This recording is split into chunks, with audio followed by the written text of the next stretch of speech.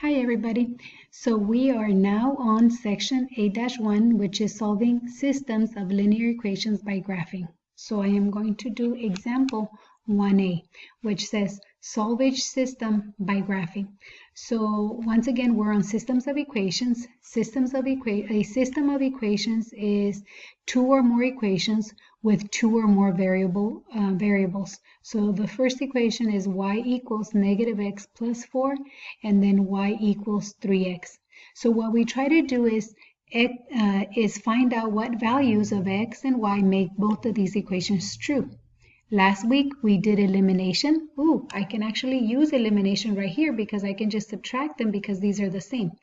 But this week we are using graphing. So in order to graph, I inserted a drawing right here. So I'm going to edit my drawing. And now I can graph it right here. It's of graphing again. So when I look at this equation is in slope-intercept form. Remember, in slope-intercept form, it means y is equal to mx plus b. So m represents the slope. The number next to the x right here represents the slope. Oh, I don't see a number right there. So when there's no number right there, that means it's a 1 right there, the coefficient. So the slope is going to be negative 1. And then the y-intercept, the b, is the number by itself, the one that doesn't have the x. So the y-intercept in this case is 4 right there. So my y-intercept is going to be 4. And my slope is going to be negative 1. So from here, I'm going to go down 1 over 1, down 1 over 1, down 1 over 1, down 1 over 1. So the line is going to go all the way like from this 4 to that 4 across.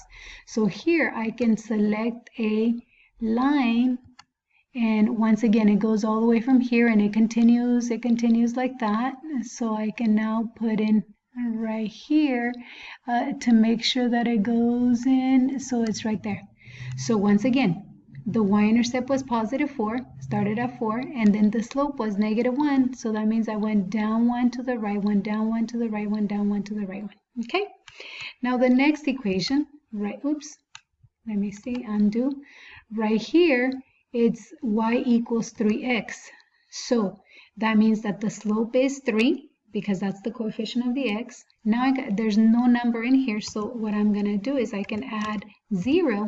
It won't change anything. So then my y-intercept is 0. So right here, the y-intercept is 0. Remember, this is the y-axis, and so it's going to be at 0. And the slope as a fraction, it would be 3 divided by 1. So 3 to 1. So from here, I'm going to go 1, 2, 3, and to the right 1. 1, 2, 3, and then to the right 1. So the line is going to go like that. So I go in here and I select the line. And once again, the y-intercept was 0. So I start at 0 right here. And then I go 1, 2, 3 to the right 1. 1, 2, 3, and to the right 1. So now I can see, okay, this line represents all the values of x and y that makes this equation true. And then these points right here on this line represent all the points and all the values of x and y that make this equation true. Where they intersect right there, that's the point that makes both of the equations true. And the coordinates of this point, well, to get to this point, I start at 0, I go 1 to the right, and 1, 2, 3 up. So the solution is 1, 3. So here, whoops, again, sorry. If I, so the solution is, what did we say? 1 to the right and 3. So that would be the solution, okay? Let me make sure that you can see it clearly. Usually, remember that we put it as an ordered pair. So the solution is 1, 3. If I put in 1 for x, 1 times negative 1, that's negative 1, plus 4, that gives me 3 for the y right there. And if I put it right here, 3 times x, 3 times 1 is 3, which is what y is equal to. So I know I did it correctly. Okay, thank you so much.